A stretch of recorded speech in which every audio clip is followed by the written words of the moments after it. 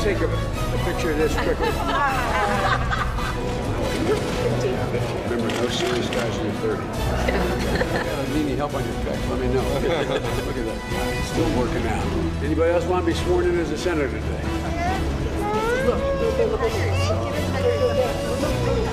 It's a Democrat, I know, but it's okay. Spread your legs, you're going to be frisked. Vice President Biden having some fun there, swearing in the new senators on Capitol Hill. And we are joined now by three rising stars of this new Congress. Democratic Senator Heidi Heitkamp, who surprised so many in the political world by winning in North Dakota, a state where Mitt Romney beat President Obama by almost 20 points. Republican Congressman Tom Cotton from Arkansas, who volunteered with 101st Airborne in Iraq and Afghanistan after getting degrees from Harvard and Harvard Law. And Joaquín Castro of Texas, just named president of the House Freshman Democrats. You might remember his twin brother, the mayor of San Antonio, keynoted this year's Democratic convention. Welcome to all of you. And Senator Heitkamp, let me begin with you. You're one of 20 women now in the Senate. We saw all of you talking with Diane Sawyer just the other day, talking about how women are better at working together than men. And during the campaign, that was actually your biggest criticism of President Obama. I want to show everybody what you said during the campaign. I think President Obama's failed in the one test America had for him, which was to unite the country. I think he needed to be more hands-on. I don't think he's done enough to think broadly and come up with solutions that would engage both sides in a reasonable dialogue. So how does he fix that right now, and how can you help him? I think the first thing, and in the last segment, you saw a leader, the minority leader, talk in ultimatums. We all need to stop talking in ultimatums and say only these, narrowing the debate. Put everything on the table, start working together. That's what you do in America, in every small town and every business in America. You don't rule out anything. But the president's got an ultimatum. He says he's not even going to talk about spending cuts over the debt limit. I think what we need to do is stop talking in ultimatums and start talking about how we resolve the issue with a sense of urgency. And so that's what the American people sent us here to do. And that's why I think I got elected, because I talked about results. There's people who run for these jobs who want the job, and then there's people who want to do the job. And we just need to get to work. Congressman Castro, a lot of your Democratic allies think the president hasn't been tough enough. Well, sure. He has gotten some criticism on the left. But, whenever you come to a compromise with the other party, you're going to get criticism from your own party, too, because it's not a perfect deal. And the president has worked in earnest with Republicans to try to reduce the debt. He's going to continue to do that. But I agree with the senator. It can't be about ultimatums. The Republicans, a lot of what you just heard Senator McConnell say was the same thing that Republicans have been saying for the last few years. It's as if the election never happened and we never learned any lessons from it. What's your response to that, Congressman Cotton? Well, we have a debt crisis in this country, and it's clearly caused by too much spending and too little growth. And we have an opportunity over the next 60 to 90 days in the new Congress to face the most consequential questions that we will face in the next 2 years.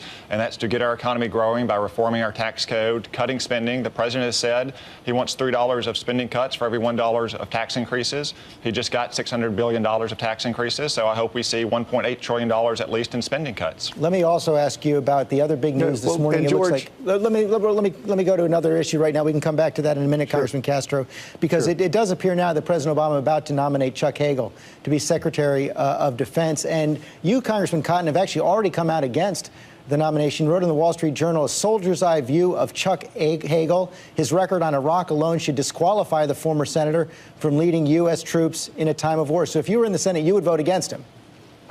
I would vote against him. I'm disappointed the president has nominated Mr. Hagel, and I would urge the Senate to oppose that nomination.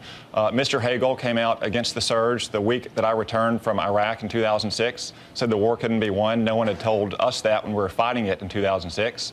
He delayed emergency funding for the troops in 2007. Even after the surge succeeded in 2008, he still said that it wasn't because of the troops addition. When you add that to his dangerous views on Iran and Hezbollah and Hamas and terrorism, as well as his strange hostility towards Israel, I think the Senate should oppose Mr. Hagel as Secretary of Defense. There are many other qualified Democratic defense professionals who the president could nominate. Senator Heitkamp, this is going to be your first vote for a defense secretary. What do you make of that argument, and do you think that Senator Hagel is the right choice? Well, this is again the Washington view of things. Chuck Hagel is a tremendous patriot and statesman, served incredibly in Vietnam, served this country as a United States Senator. He hasn't had a chance to speak for himself. And so why all the prejudging, I don't know. I mean, to me, in America, you give everybody a chance to speak for themselves, and then we'll decide. And so it just, again, is this kind of fight is the fight that the people of this country get so frustrated about and with.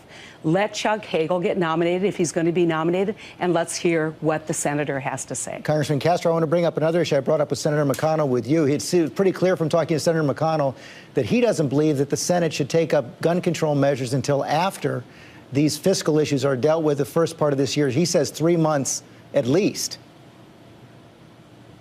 Well, you know, there's no question that the debt is an important issue, but immigration reform and gun control are also important issues that the American people, quite frankly, have asked the Congress to deal with.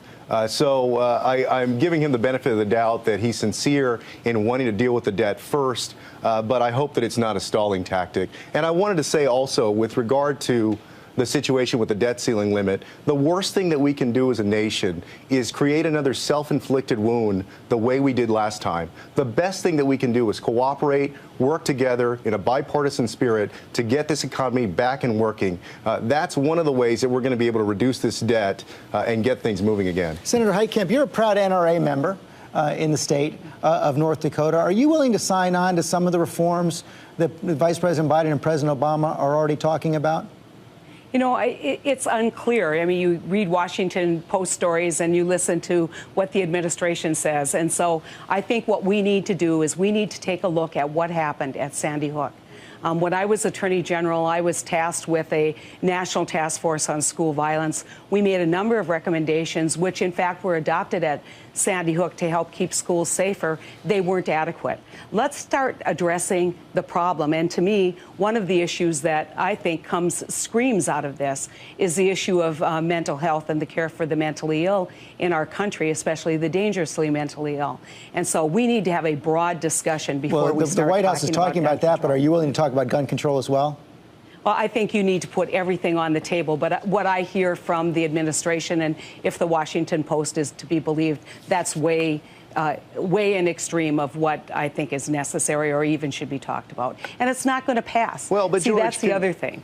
And can I point out also to the senator, and I agree, and many folks who have said that mental health and mental illness is an issue, I agree with that. But at the same time, many of those folks, and not to speak to the senator's position, but many of those folks have also slashed funding for mental health care, for mental illness, and they're unwilling to close the gun show loophole, which would allow anyone, whether they're in a gang, whether they're mentally ill, to go in and buy a gun with no background check at all, including the Bushmaster and the AR-15, which we know have caused problems. So there's going to be some debates among Democrats here as well. Let me bring in Congressman Cotton for another question now, because I want to put up, as I bring this to you, Congressman, a new poll, a USA Today Gallup poll from December, showing the congressional approval rating coming into this year, 18%.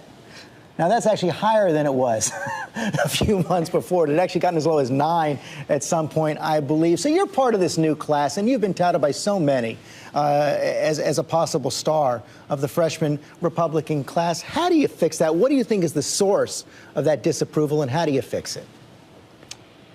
George, it reminds me of one of my very first events on the campaign trail. An elderly woman came up to me and said, "You were in the Army, right?" And I said, "Yes, ma'am, I was. I was in Iraq and Afghanistan." And she said, "And now you want to go to Congress, correct?" And I said, "Yes, ma'am, I do." And she said, "Why would you want to leave the country's most respected institution for the country's least respected institution?"